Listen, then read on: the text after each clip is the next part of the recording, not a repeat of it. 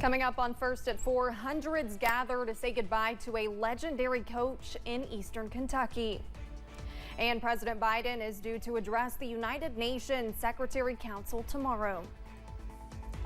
Plus, we stay dry for much of this week, but temperatures begin to warm. Those details coming up as Mountain News First at 4 starts right now. Dedicated to Eastern and Southern Kentucky, this is WYMT Mountain News First at 4.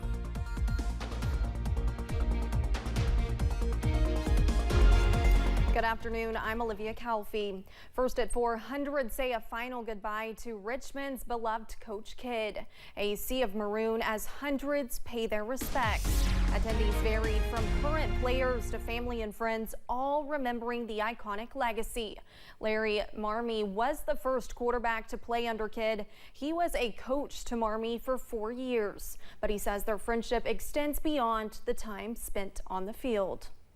He's been such a close friend and confidant, and I never did anything in my coaching career that I didn't talk to him about that before it happened. So he's been very instrumental. Marmee is coached at the high school, college, and professional levels, saying he owes so much of his success to his college coach and friend, Roy Kidd. Earlier this month, the Southeast Kentucky Community and Technical College received a nearly $500,000 grant for their Essential Skill Hub program.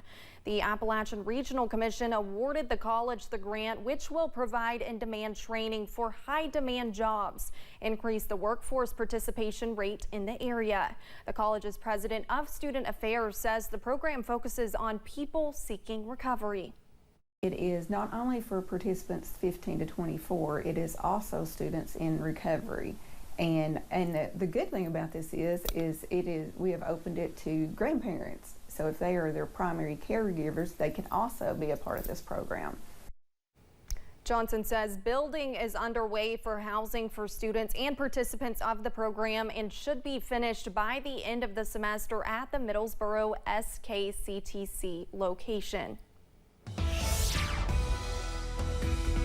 Well, the weather to kick off the work week is a 10 out of 10. We're dry under plenty of sunshine. Also, those temperatures very comfortable. Here's a live look over in Buffalo Mountain right now. 72 degrees. It feels more like October than September this afternoon. And temperatures across the mountains are very comfortable. Some of us in the 60s right now. 69 for Pikeville, 66 in Wise, 71 for Jackson, 73 for London, Manchester, also Williamsburg. So we are very comfortable out there this afternoon. And up on the radar, we are dry for most of us. Maybe a few spotty sprinkles in the big sandy places in Pike County into Wayne County, West Virginia. Also Mingo and Logan County in West Virginia. Maybe a few spotty sprinkles. Most of us are dry though, as moisture is on the way out. High pressure is on the way in. So that means we are tracking a stretch of some drier weather, but also watching out for an increase in those temperatures by the middle and end of this week. All those details plus your full 7-day forecast on the way in just a few minutes. Olivia? All right. Thank you, Cameron. The war in Ukraine and climate change will be the primary focus of President Biden when he addresses the UN General Assembly tomorrow morning. He's also planning to hold meetings with the leaders of Israel, Brazil, and 5 former Soviet republics. Our White House correspondent John Decker is traveling with the president in New York City. The war in Ukraine will once again be the top item on President Biden's agenda during his 3-day visit to New York. The president, in meetings with fellow leaders at the UN, will urge them to project unity in continuing to support Ukraine from Russia's invasion. To that end, the president is expected to announce this week additional military aid to Ukraine and continue to push for the passage of a $24 billion aid package from Congress. National Security Advisor Jake Sullivan on Friday acknowledged that the likelihood of a peace deal between Russia and Ukraine is unlikely to happen anytime soon. So with respect to calls for peace or negotiations, President Biden has been clear and will continue to be clear. The United States supports peace in Ukraine, but we support a just peace in Ukraine, and a just peace has to be based on the principles of territorial integrity and sovereignty. The president during his UN speech will call on other countries to accelerate the response to the climate crisis. The president will be the only leader of the 5 countries that sit on the UN Security Council to attend the General Assembly in person. During the course of 3 days, the president will meet with his fellow leaders from Israel, Brazil, and 5 former Soviet republics. Traveling with the president in New York, I'm John Decker. The state Supreme Court will soon hear a case on controversial redistricting maps. Advocates believe 2 maps approved by state Republicans last year violate the state constitution. The congressional map puts Frankfort in the same district as far western Fulton County. Democrats accuse the GOP of gerrymandering. Republicans maintain they followed the law. Oral arguments in the case are set for 1 tomorrow afternoon.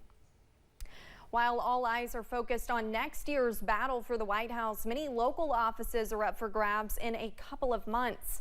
Today is National Voter Registration Day. It falls on the 4th Tuesday of September. The National Association of Secretaries of State started the event in 2012. It is meant to urge people to register to vote.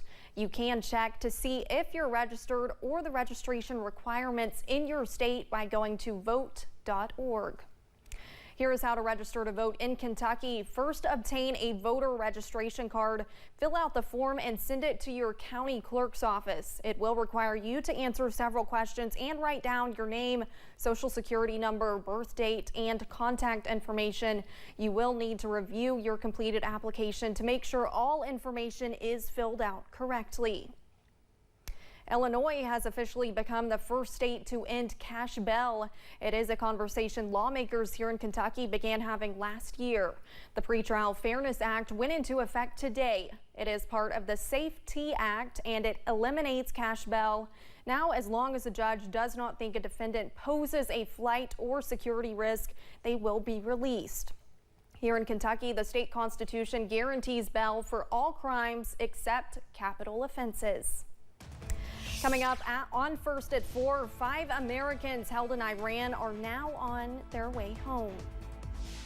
And we are tracking fall-like temperatures in the short term, but some above average temperatures are on the way. Your full forecast coming up.